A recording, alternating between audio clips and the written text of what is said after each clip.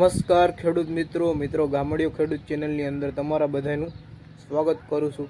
અત્યારે મિત્રો આપણે તમને એક વાત કરવાના છે, તો એ વાત તમે જરૂરથી સાંભળજો અને જો તમને વિડીયો ઉપયોગી લાગે તો વિડીયોને વધુથી વધુ લોકોને શેર કરજો અને આ વિડીયોને બને તેટલો આગળ વધારજો। હવે આપણે તમને વાત કરીએ તો ખેડૂતની કે અત્યારે આપણે હમણાં ચોમાસું બેસી જાય એટલે વાવેતર બધા થવાના છે કમ્પ્લીટ। આપણે મગફળીનું થાય તથા કપાસનું થાય તથા સોયાબીન એવા ઘણા બધા પાક છે, એનું વાવેતર કરવાના જ છે ખેડૂત આપણે। તો આપણે મગફળીનું પહેલાં તો લઈ તો મગફળીનું આપણે વાવેતર કરવું હોય તો તેની અંદર આપણે પહેલાં બિયારણનો ખર્ચો ઘણો થાય। અલગ અલગ પ્રકારની આપણે મગફળી આવે, 20 આવે, 32 આવે, 28 નંબર આવે, એ ઘણી જાતું આવે। એમાં આપણે કઈ વાવવી એ આપણને ખબર હોવી જોઈએ। બીજા લોકો કહે એ પ્રમાણે આપણે નહીં ચાલવાનું, આપણને જે યોગ લાગે એ આપણે વાવેતર કરવાનું। અને અહીંયા તો આપણે વધુ 28 નંબર વાવે છે, 20 વાવે, ઘણી અલગ અલગ પ્રકારના અલગ અલગ ખેડૂત વાવે છે। આપણે વારી ફલે વાવી છે 20 મગફળી, અને 20 મગફળી 1 નંબર ઉતરે છે। આપણે વીઘે આપણે 1.5 ખાંડી અથવા તો 2 ખાંડી ઉતરી જ જઈ છે। વારી ફલે 2 ખાંડી તો ઉતરે જ, મને તો એવું લાગે। અને પડવું આપણે ટાઈસવાળું ને એવું છે, બધું માઢિયું છે એટલે એની અંદર સારામાં સારી મગફળી થઈ। અને બીજી વાત કરું, મગફળીની અંદર આપણે જમીન પણ સારી હોવી જોઈએ। અને જમીનમાં આપણે માઢિયું હોય એટલે કાંકરેટવાળી જમીન છે, અને કાંકરેટવાળી જમીન એમાં તમારે ગમે એટલો વરસાદ પડે ને, કારણ કે ગમે એટલો વરસાદ પડી જાય ને તો એમાં કંઈ રહેસાય નહીં કે એવો પ્રોબ્લેમ આવતો નથી, કારણ કે એ પડું સારું છે ટાઈસવાળું, અને એમાં ખાંડી માંડવી થઈ જાય છે। આપણે વીઘે ખાંડી થઈ જાય એમ સમજાઈ ગયું। 10 વીઘાનું પડું છે એટલે વારી ફલે 10 ખાંડી તો થઈ જ જાય। આપણે 10 ખાંડીથી ઉપર જ જાય, ક્યારેય નીચે જતી નથી। એટલે પડું જોવું પડે આપણે, પહેલાં પડું કેવું છે એ પ્રમાણે વાવેતર કરવાનું હોય। પડું જો આપણે નબળું હોય તો આપણે મગફળીનું વાવેતર નહીં કરવાનું, બીજું ગમે એનું વાવેતર કરી શકો છો। એમાં તમે તમને જે રીતનું કીધું એ રીતનું। અને જો તમારી પાસે વધુ પૈસા હોય તો મગફળી જ સારામાં સારી, અને મગફળી ઉત્પાદનમાં પણ સારી, અને પૈસા પણ એમાંથી વધુ જડે।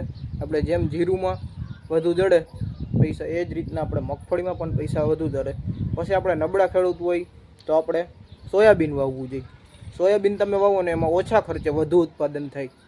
એટલે સોયાબીનમાં કંઈ ખર્ચો બરચો ના હોય વધુ, અંદાજિત આપણે 50 થી 60 હજારનો વધીને આવે। સોયાબીન તમારે વાવી શકો, ઓછા ખર્ચે વધુ ઉત્પાદન થાય એવો પાક છે એ સોયાબીન એકમાત્ર। અને ઉનાળામાં આપણે પાક છે ઘઉંમાંય તમારે ખાલી પાણી જ વાયરે રાખવાનું, એ તો આપણે ઉનાળાની વાત કરીએ।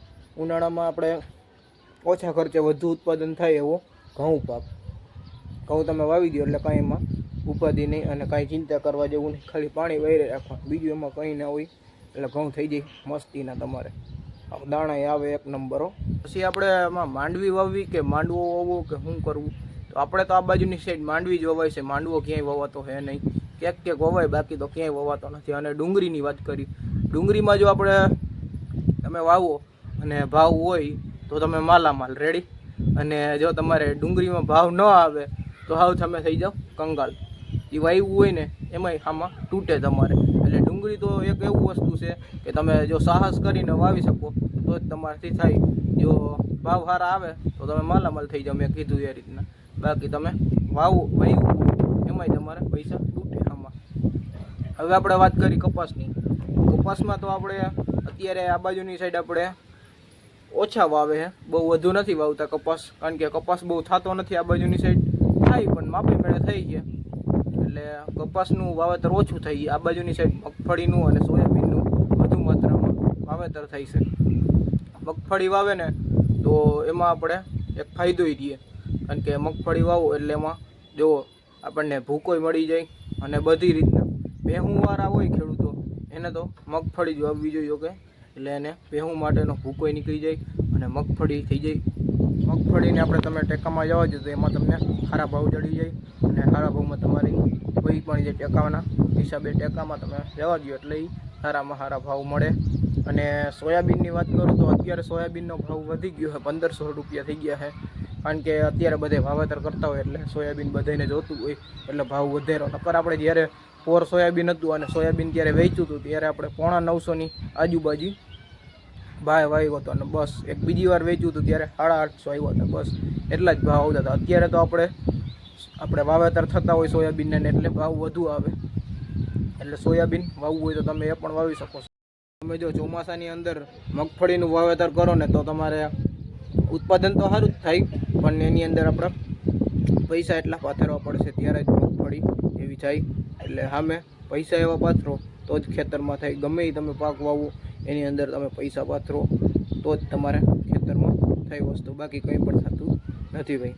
જો જેમ કે તમે અત્યારે કંઈ પણ એમને પડવું હોય અને તમે એમાં વાવો તો માપે મેળે થઈ જાય પાક, પણ તમે જો ટાઈલ્સ ભરી અથવા તો ખાતર ભર્યું હોય છાણિયું અને પછી વાવો અને પછી જે ઉગે અને પછી એ થાય મગફળી કે ગમે એ પાક, તો ભાઈ તમે માલ થઈ જાઓ ભાઈ. એ વાત છે. તો એમાં પાથરવા જોઈએ પૈસા પહેલાં તો ખેતરમાં, ત્યાર પછી બધું થાય છે, એમાં પાક સારો થાય. તો બસ આજ તમને કહેવાનું હતું આ વિડીયોમાં.